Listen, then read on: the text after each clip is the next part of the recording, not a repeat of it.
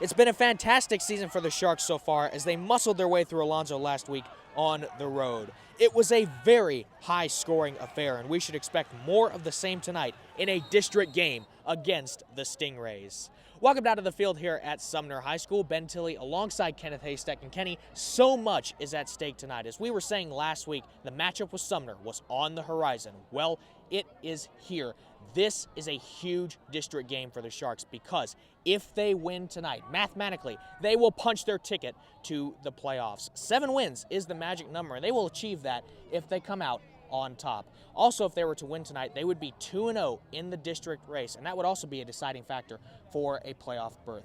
But Riverview may be able to breathe a sigh of relief tonight. Sumner's quarterback Greg Smith has been tending to an injury these past couple of weeks, and Kenny, what we have been told is that he's going to go out and test it in pre-game warm-ups. In other words, he's going to be a game-time decision. He sure has been.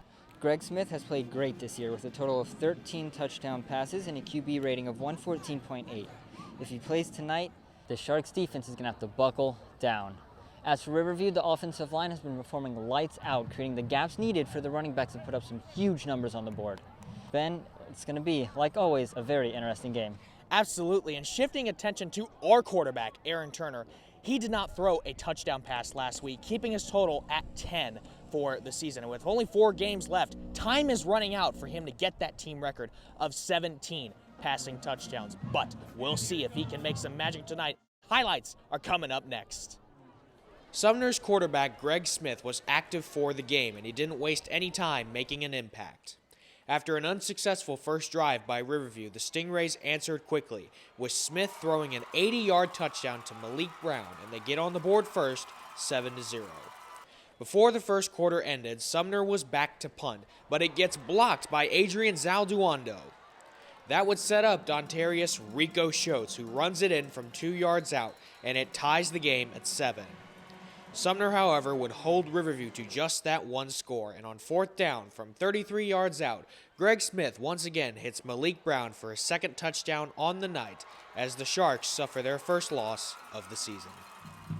Well, the Sharks, in what was a crushing defeat, fell to Sumner tonight by a score of 40-7. Kenny, we were talking earlier in the week about 3 key points for this game: Sumner's defensive front, Riverview's passing game, and lastly, Sumner's quarterback. Well, Sumner was able to stop the run tonight. Riverview's passing game just was not there, and quarterback Greg Smith played outstanding for the Stingrays. And Kenny, even though it's one loss, it's a district loss, and this one hurts pretty badly. It sure does, Ben. 2 district foes of the Sharks went at it tonight, with Durant coming out on top against Newsom. Durant now leads the district 2-0, while Riverview falls 1-1 with an overall record of 6-1. Absolutely, but we know the Sharks will be hungry for more next week against Strawberry Crest at home in search of a playoff spot. For Shark TV and Shark Attack, that's Kenneth Haystack. I'm Ben Tilley, and we will see you next week.